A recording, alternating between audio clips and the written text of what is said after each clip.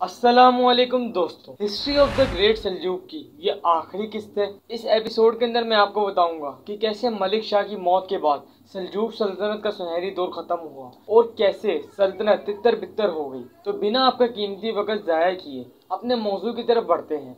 तो दोस्तों, हुआ कुछ यूँ कि मलिक शाह ने अपना जानशीन अपने सबसे बड़े बेटे बरकियारूब को बनाया था, लेकिन मलिक शाह की मौत के बाद इसकी बीवी तरकन खातून ने बगावत कर दी। तरकन खातून ने अपने 4 साल बेटे महमूद के लिए तख्त जीतने की कोशिश की और फिर इससे बगदाद में सुल्तान करार भी दे दिया गया। इसके बाद महमूद ने 2 साल सल्तनत पर हुकूमत की, जो कि बराए नाम थी, क्योंकि असल में सल्तनत पर हुकूमत तो उसकी माँ यानी तरकन खातून ही कर रही। खैर दोस्तों, 1094 में हमदान के मुकाम पर बरकियारूब और महमूद के दरमियान जंग हुई और महमूद इस जंग में हार गया और बरकियारूब ने फहान पर कब्जा कर लिया। और फिर दोस्तों, महमूद और इसकी वालदा को निजामुल मुल्क के खानदान ने कत्ल कर दिया। दोस्तों, मलिक शाह की मौत के बाद सल्जूक सल्तनत टूट गई। अनातोलिया में मलिक शाह की मौत के बाद किलिज अरसलान ने सल्तनत रोम कायम कर ली और शाम में महमूद के चचा तूतश की हुकूमत कायम हुई। हलब और उम्मीद के गवर्नरों ने आज़ादी का ऐलान कर दिया। इस्फहान पर अहमद संजर की हुकूमत कायम हो गई। बगदाद पर भी कई लोगों की हुकूमत रही। इसी खाना जंगी के दौरान 1097 में किलिज अरसलान और बाज़ंतीनी सल्तनत के दरमियान पहली सलीबी जंग हुई। दोस्तों, बैटल ऑफ डोरिलियम पहली सलीबी जंग थी। ये जंग अनातोलिया के डोरिलियम नामी शहर के मुकाम पर किलिज अरसलान और बोहीमोन के दरमियान हुई थी। दोस्तों, किलिज अरसलान ने बोहीमोन के सलेबी दस्ते को काफी बुरी शिकस्त दे ही दी थी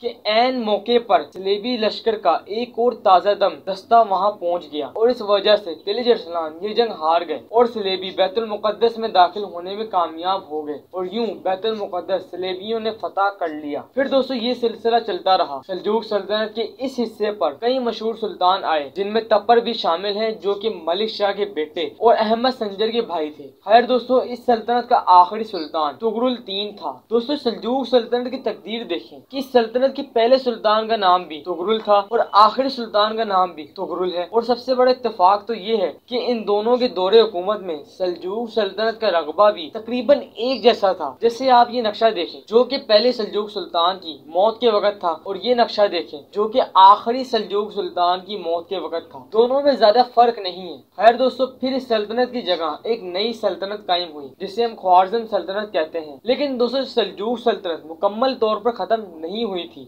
अभी भी अनातोलिया में सल्जूकों की हुकूमत थी, जो कि सल्जूक रोम के नाम से जानी जाती है। खैर दोस्तों, सल्जूक सल्तनत के इस हिस्से पर जो हुक्मरान थे, उनका नाम है अहमद संजर, जो कि मलिक शाह के बेटे हैं। दोस्तों, अगर आप अहमद संजर की तारीख जानना चाहते हैं, आप जानना चाहते हैं कि कैसे गुलाम लोंडी का बेटा सल्जूक सल्तनत का सुल्तान बना, ये सब अगर आप जानना चाहते हैं तो इस मुतालिक मैं पहले ही वीडियो बना चुका हूँ। पर आई बटन, एंड स्क्रीन और डिस्क्रिप्शन में उस वीडियो का लिंक मिल जाएगा आपको। अगर आप चाहें तो इस वीडियो के बाद वो वीडियो देख सकते हैं। Back to the point. दोस्तों, ये वो मैप है जब सल्जूक सल्तनत सिर्फ अनातोलिया तक महदूद रह गई थी। खैर दोस्तों, सल्जूक रोम भी 1243 में कोसदाग की जंग के बाद मंगोलों का शिकार हो गई। ये जंग सल्जूक सुल्तान के खुसरू और मंगोल कमांडर बायजुनयान के दरमियान हुई थी। खैर, इसके बाद भी कुछ अरसा तक सल्जूक सल्तनत बराए नाम रही, लेकिन फिर कुछ ही अरसा बाद सल्जूक सल्तनत सिर्फ केसरी तक महदूद रह गई थी और यूं इस अजीम सल्जूक सल्तनत का इख्तिताम हुआ। और सल्जूक सल्तनत के इख्तिताम के बाद उस्मान गाजी ने सोगोस से सल्तनत उस्मानिया की बुनियाद डाली और यूं तुर्कों की अजीम सल्जूक सल्तनत के बाद तुर्कों की दूसरी एक रियासत कायम हुई, जिसे आज दुनिया में ओटोमन एम्पायर या खिलाफत उस्मानिया के नाम से जाना जाता है। सल्तनत उस्मानिया के ऊपर देखो सुनो जानो नामी चैनल पर एक तफसीली सीरीज मौजूद है। देखो सुनो जानो वही है जिनसे मुतासिर होकर ही मुझे तारीख के मुतालिक दिलचस्पी पैदा हुई है। तो अगर आप चाहें तो सल्तनत उस्मानिया के ऊपर भी वीडियो देख सकते हैं उनकी, क्योंकि मुझसे ज्यादा बेहतर वो एक्सप्लेन करते हैं। खैर दोस्तों, आपको अगली तारीखी सीरीज किस सल्तनत के ऊपर या किस इंसान के ऊपर चाहिए, आप कमेंट बॉक्स में इजहार जरूर करें। आपको ये सीरीज कैसी लगी ये भी कमेंट में जरूर बताएं और इस वीडियो को लाइक किए बगैर नहीं जाइएगा और अगर आपका दिल करे तो इस चैनल को सब्सक्राइब भी कर दिएगा।